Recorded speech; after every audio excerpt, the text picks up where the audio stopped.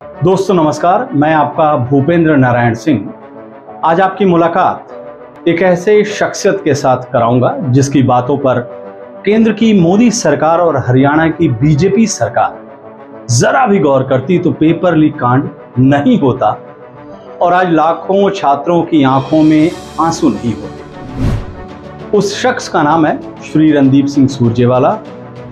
और रणदीप सिंह सुरजेवाला ने किस तरह से शिक्षा माफियाओं के खिलाफ दोनों सरकारों यानी मोदी जी की भाषा में डबल इंजन की सरकार को आगाह किया था, किस तरह से सबूतों तथ्यों के साथ बताया था कि शिक्षा माफियाओं का ये गिरोह बड़ा कांड करने की साजिश रच रहा है। लेकिन वो बताने से पहले मैं आपको पेपर लीक कांड से जुड़े ये जो माफिया है, सबसे बड़ा माफिया, इसके रैकेट के बारे में कुछ ज़रूरी बात बताना चाहता हूं, जो कि हमें जो पुलिस ऑफिसर्स हैं इन्वेस्टिगेट कर रहे हैं उन्होंने ये बताया है और काफ़ी दिलचस्प है। शिक्षा माफियाओं का गिरोह एक व्यवस्थित इंस्टीट्यूट या यूं कहें कि एक कॉरपोरेट ऑफिस की तरह काम करता है। अपनी भाषा में इसे ये लैब कहते हैं। इस गिरोह की कमान जिस शख्स के पास होती है वो देश, समाज या राजनीति का बड़ा चेहरा होता है।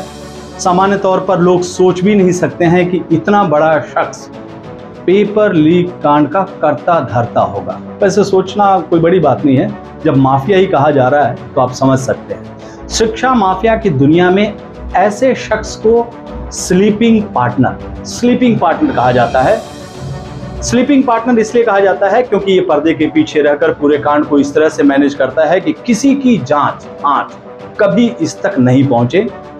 स्लीपिंग पार्टनर के बाद पेपर लीक माफिया के ग्रुप में सबसे बड़ा महत्वपूर्ण जो टीम होता है वह मैनेजमेंट टीम होती है। जिस तरह से एक मैनेजमेंट टीम का हेड होता है, उसके नीचे 40-50 लोग काम करते हैं, वैसे एक मैनेजमेंट टीम होती है और इस टीम का काम होता है हर जगह हर लेवल पर सेटिंग करना। Police, coaching institute, educational institute की।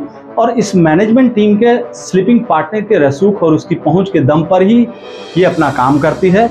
लेकिन वो इस बात का खास ख्याल रखती है कि किसी भी तरह से उसके आका यानी स्लीपिंग पार्टनर के दामन पर कोई दाग न लगे। शिक्षा माफियाओं की मैनेजमेंट टीम जिन लोगों के जरिए कोचिंग संचालकों और छात्रों से साठ गांठ करती है, उन लोगों को एजुकेशन माफिया की दुनिया में यानी पेपर लीक माफिया की दुनिया में बिचौलिया या दलाल कहा जाता है। दलालों का पूरा रैकेट शिक्षा क्षेत्र से जुड़े कोचिंग सेंटरों के आसपास होता है पूरे देश में। इनका मुख्य काम कोचिंग सेंटर्स के संचालकों, छात्रों और उनके पेरेंट्स, उनसे सेटिंग करना होता है और अक्सर इर्द गिर्द यहीं पे घूमते रहते हैं। एजुकेशन माफिया की अगली टीम होती है कंप्यूटर सॉफ्टवेयर और हैकिंग से जुड़े एक्सपर्ट लोगों की टेक्निकल टीम। इसे टेक्निकल टीम कहते हैं वो। और इस टीम में ज्यादातर वही लोग होते हैं, ध्यान दीजिएगा, टेक्निकल टीम में वो लोग होते हैं जो पहले नेशनल टेस्टिंग एजेंसी यानी एनटीए में काम कर चुके होते हैं। अब आपकी जानकारी के लिए बता दूं कि जो नेशनल टेस्टिंग एजेंसी यानी राष्ट्रीय परीक्षा एजेंसी नीट और नेट जैसी देश की बड़ी परीक्षाओं का आयोजन करने वाली स्वायत्त संस्था है। और इस संस्था से जुड़े एक्सपर्ट लोगों को शिक्षा माफिया इसलिए अपनी टेक्निकल टीम में रखते हैं क्योंकि इन्हें एजेंसी के अंदर की बाहर की हर चीज के बारे में पता होता है। खासकर सॉफ्टवेयर, उसकी दूसरी टेक्नोलॉजी की पूरी जानकारी होती है। अक्सर इस टीम में ऐसे लोग होते हैं जो या तो एनटीए छोड़ देते हैं या एनटीए में काम भी कर रहे होते हैं। एजुकेशन माफिया की अगली टीम परीक्षा निरीक्षक। ये वो लोग होते हैं जो पेपर सॉल्व करने वाले लोगों से बनती है। ये टीम पेपर सॉल्व करने वाले एक्सपर्ट सवालों का जवाब तैयार करके रखते हैं। परीक्षा निरीक्षक परीक्षा कक्ष में पैसे देने वाले छात्र को या सुविधा देते हैं कि वो सवालों का सही जवाब दे सके। इससे पहले एजुकेशन माफिया की एक महत्वपूर्ण टीम है, उसका नाम है अकाउंटेंट टीम। छात्रों से पैसा उठाकर स्लीपिंग पार्टनर यानी पेपर माफिया का सबसे बड़ा सूत्रधार उस तक पहुंचा चुकी होती है और वो सूत्रधार इस कांड में शामिल सभी लोगों को पहले से तय कट कमीशन दे चुका होता है। अकाउंटेंट टीम की सीधी पहुंच स्लीपिंग पार्टनर तक नहीं होती है, उसकी पहुंच शिक्षा माफिया के सबसे खास शख्स तक होती है। और हरियाणा में वो खास शख्स कौन? हरियाणा इसलिए क्योंकि हरियाणा जो है वो पेपर लीक का सबसे बड़ा मुख्य अड्डा बन चुका है। उस खास शख्स के सिर पर किसका हाथ? इस सवाल का जवाब कांग्रेस सांसद श्री रणदीप सिंह सुरजेवाला ने एक नहीं अनेकों बार दिया है।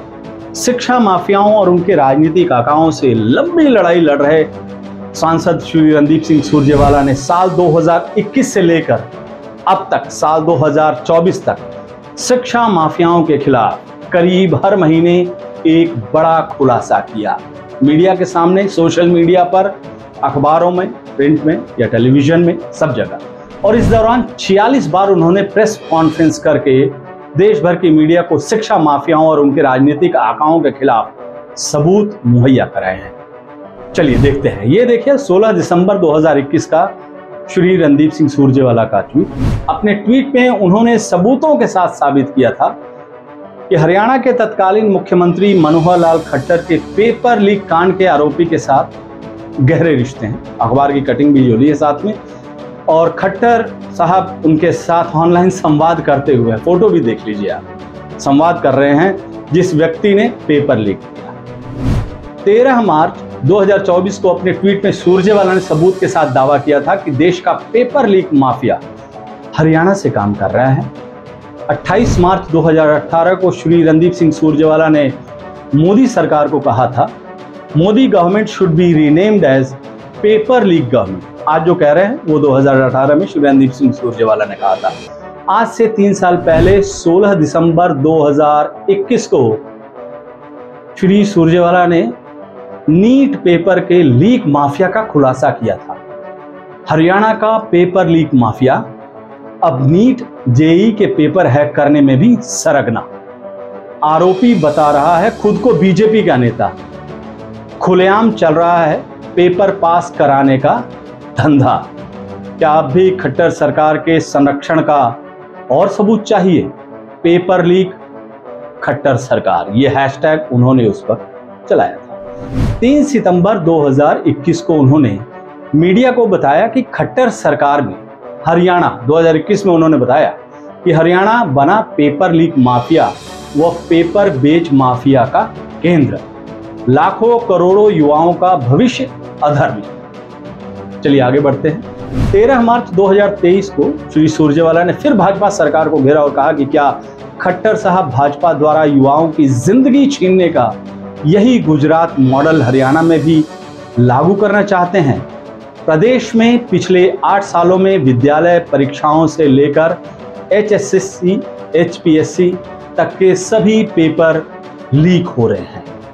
वे लगातार पेपर लीक कांड के बारे में खुलासा करते रहे हैं, सरकारों को आगाह करते रहे हैं। और श्री रणदीप सुरजेवाला का एक और बड़ा खुलासा, उन्होंने एक बार फिर मीडिया को बताया था कि खट्टर और दुष्यंत राज में, जब वो सीएम और डिप्टी सीएम होते थे, अब तो खैर अलग अलग है, उन्होंने लिखा था कि खट्टर दुष्यंत राज में हरियाणा बना देश में परीक्षा लीक अब जो हम झज्जर में देख रहे हैं, वो पहले कह दिया था उन्होंने।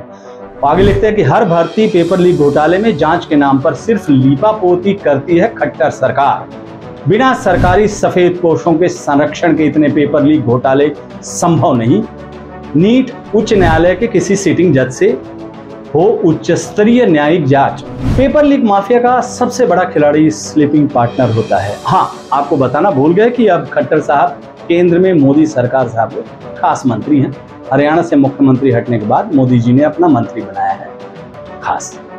श्री सुरजेवाला ने पेपर लीक को लेकर जो आशंका जाहिर की थी वो आखिरकार सच साबित हो गई। और इस पेपर लीक के तार जिस तरह से बीजेपी नेताओं से जुड़ रहे हैं, उसको देखकर यही लग रहा है कि इस पेपर लीक कांड की अगर निष्पक्ष जांच हो तो डबल इंजन सरकार के कुछ और सफेद पोश इसकी जद में आ जाएंगे। लेकिन बड़ा सवाल है कि ये काम करेगा कौन? बिल्ली के गले में घंटी बांधने की हिम्मत करेगा कौन? नमस्कार।